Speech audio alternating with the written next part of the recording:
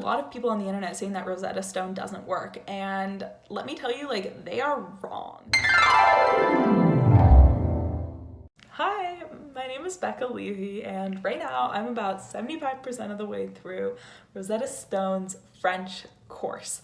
And I thought I would make this video because I want to share what that experience has been like, how my learning has gone, how much I've actually learned, because I think there's a lot of videos out there about what Rosetta Stone is like and how it compares to other language learning platforms, but the vast majority of the people who make these videos have not actually done it, or like they do a little bit of it and then they don't stick with it. Like, finishing Rosetta Stone is a multi-month process, and I am almost there, so I thought I have some interesting insights to share.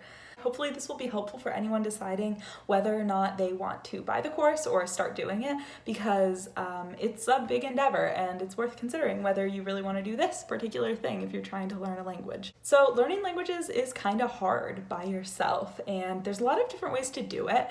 I personally chose to do Rosetta Stone because it was free and available for me. One thing you should know is if you're considering buying this, you should really check to see if you can get Rosetta Stone free through your public library system. That's how I got it. So I'm from Maryland, and in my public library system, anyone with a library card just has free access to Rosetta Stone. So definitely check that out, especially if you're in the United States, because there's a pretty high chance that you'll be able to do that. If not, there's all kinds of sales. The price changes all the time. It's still maybe worth it to you if you have the money to spend. Personally, I'm a college student, so I probably wouldn't have spent that money. But I'm really glad I had access to it. So yeah. So French is the Rosetta Stone course I did.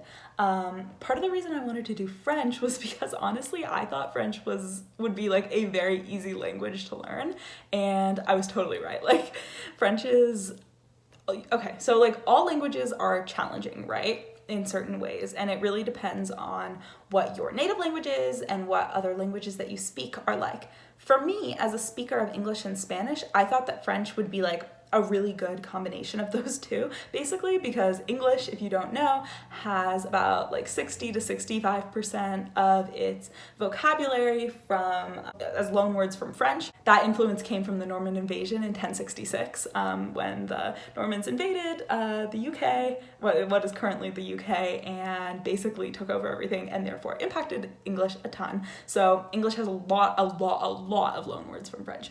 And then also French's grammatical structure is extraordinarily similar to Spanish, a lot, like pretty much, it's a Romance language, so a lot of those grammatical structures are similar. So I was like, okay, English mixed with Spanish, you kind of get French. Like, obviously not exactly, but like, it's literally like France is between the UK and Spain, like not so different. Yeah, so I had learned a little bit of French. I'd studied a little bit of French once when I was in high school. I had done Duolingo French, and gotten like fairly far into it. I would say I got like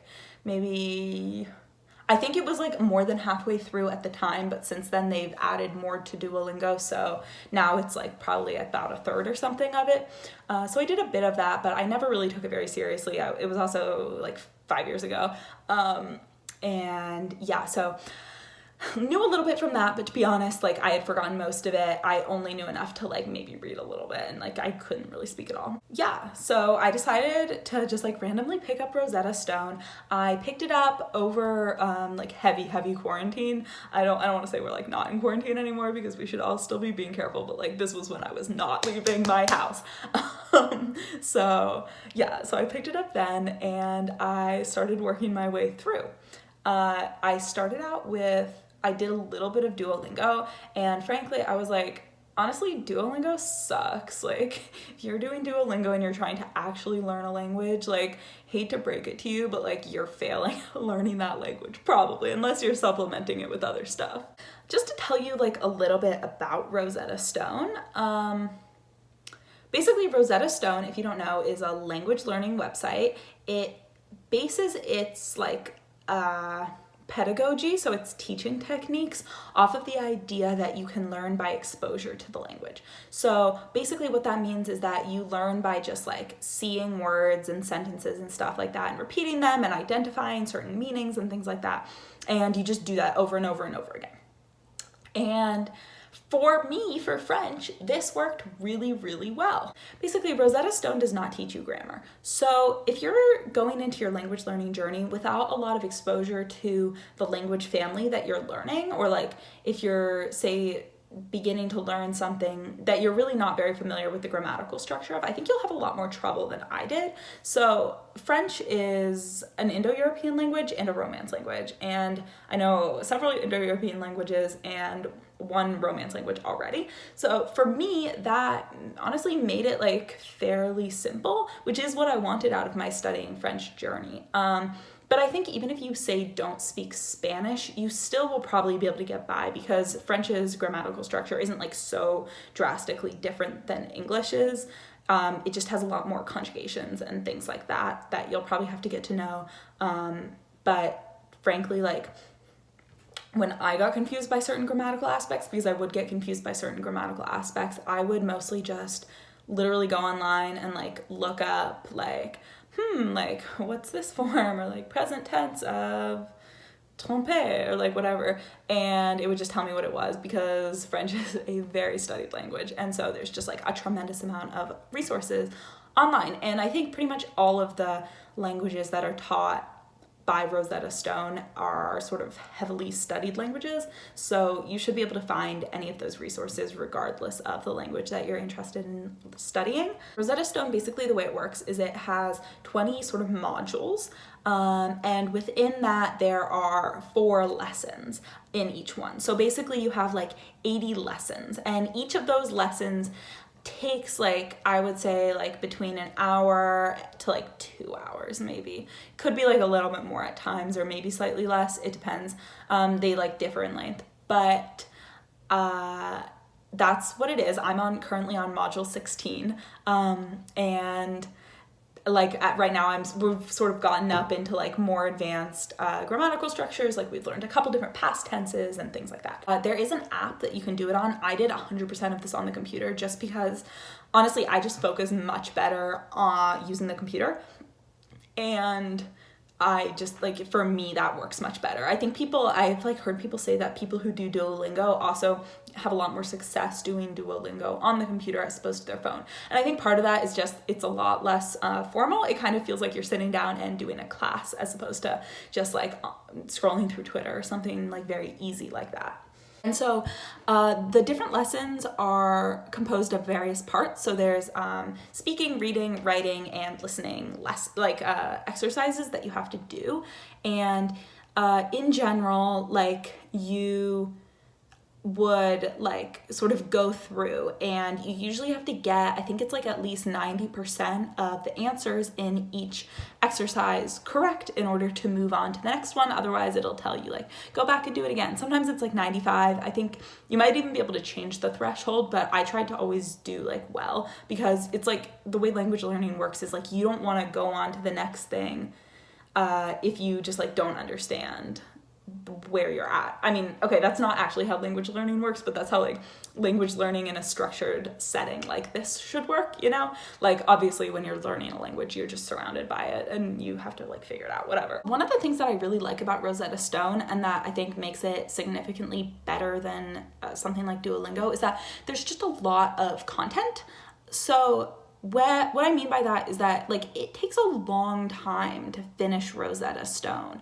Like I would spend like an hour basically every single day going through it, and I'm for like months, and I am still not done with it. Although I'm almost done. I think if you do it straight, like literally an hour every day, don't skip any days, it would take you like maybe like 3 or 4 months maybe. But I didn't do that because I also supplemented my learning with other stuff. So I would try to spend an hour every single day studying French. And I was actually very good about that. But I would also do things like go on Wikipedia and read an article on Wikipedia in French, or like sometimes I would just like sit down and actually study some of the grammar that I was confused about that Rosetta Stone was teaching me. But Rosetta Stone was my main backbone thing that I was really using to guide my learning. And so that was like a really good way, I think, to like get a grasp of the language, like learn the pronunciation and phonetic features and things like that. I liked going on and just like reading articles and stuff like that in French and looking up words I didn't know, because sometimes I felt like Rosetta Stone didn't give me a super wide vocabulary, and I had the sort of structure of the language more down than I did the like broader swaths of the lexicon of the language, I guess. So I just so I would like go on and I would like read really random Wikipedia articles. I would read like, this is about like deep sea mountain ranges, and I would just like learn the words that had to do with that. Or I would be like, let me read about like the river in Montreal, and I would like read about that. Usually I would just like read about like random places in the world. Like I learned a lot about like Antarctica too. That's just like what I'm interested in, but like obviously like whatever you're interested in, go read about that. I was like really into like geology and like the water and stuff at that time. I don't know. So like overall, I would say Rosetta Stone is like really good. It's definitely the best independent language learning thing that I have ever done.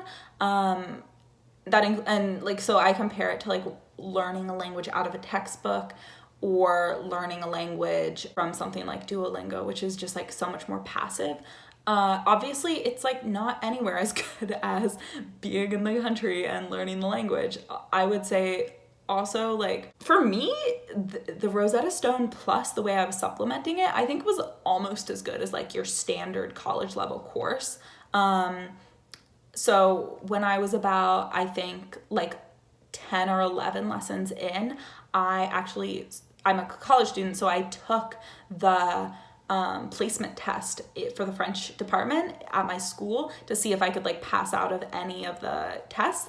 And I did. I passed out of French 101, the first level of French, after doing like only about half of Rosetta Stone. When I got into that class, I found that I was pretty much like better than most of the people in the class. Like I think probably if my grasp of grammar had been a little bit better and I had like sat down and really like studied grammar, I could have easily passed into French 201 probably. So like skipped basically 2 semesters of college level French just from doing like all of Rosetta Stone and like finishing that. So I would say that's like a pretty resounding success for like only like an hour a day for a few months of like studying it. Like that's good. Like you're not gonna get a lot better than that with most language learning programs. But so I will say though, like the reason I wanted to take that French class in the first place instead of just continuing with self-study was that I had been feeling that my speaking abilities were a little bit lacking. I felt like I had sort of begun to understand spoken French pretty okay, and that I could definitely read French like extremely well. Like I could read newspaper articles with only looking up a few words. Like at this point now where I'm at in Rosetta Stone, like I really can like read extremely well. I think a little bit of that has to do with like the fact that I already know Spanish, but mostly I think it just has to do with the fact that like English shares most of its vocabulary with French. And so once you know the structure of the language, it's actually like not very difficult to start to read. And I think that's something that you find from French learners like across the board, not just people who are doing like Rosetta Stone or something like that. But definitely it got me to like an excellent level of reading. But I wanted to learn how to speak better, so I did enroll in an in-person class, or not, it was on Zoom, but I did enroll in a live class, and that really, I do think, helped me learn to speak a little bit better, although certainly speaking is still my worst thing. I also, like, at this point, like, when I go on Netflix and I turn on subtitles and watch, like, series in, like, French or something, I can, like, understand it mostly. Like, not all, but, like, 60% of it, which is, like, that's freaking amazing. Like, that's, like, so good.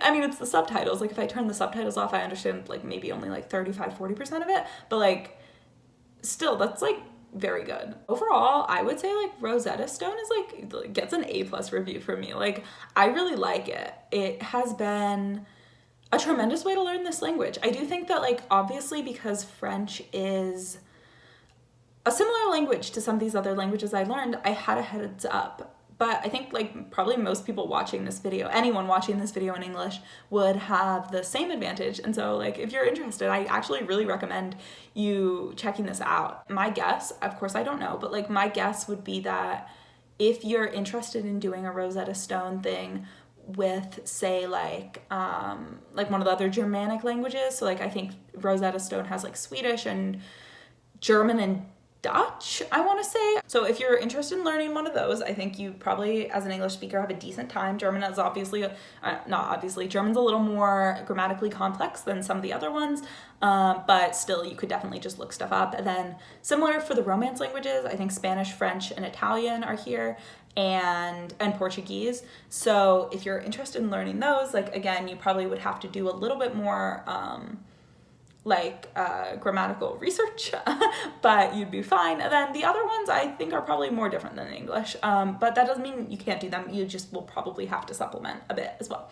But yeah, overall, I would say like honestly, it's been a great experience, and I wish that more people appreciated it. I see a lot of like hate for Rosetta Stone, people saying it doesn't work. I don't know, maybe it doesn't work for Arabic or like Hebrew or Chinese or something, because those languages are just like so much harder than French.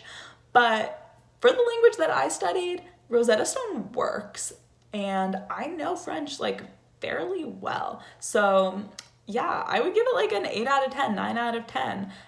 It requires supplementing with other studying techniques, but it can be your main thing, and I feel like I have learned a lot. Yeah, so thank you so much for watching the video. If you're interested in checking out some of my other videos, go ahead and do that, and have a nice day. Bye.